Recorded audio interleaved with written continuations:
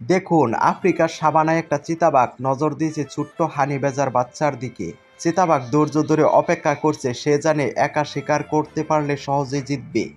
কিন্তু একটা বড় ভুল করেছে। মা হানিবেজার সেখানেই ছিল।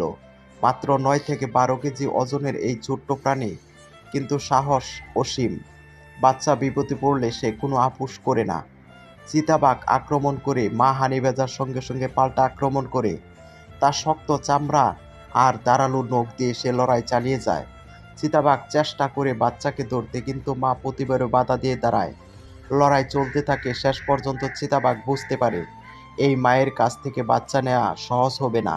সে হার মেনে চলে যায়।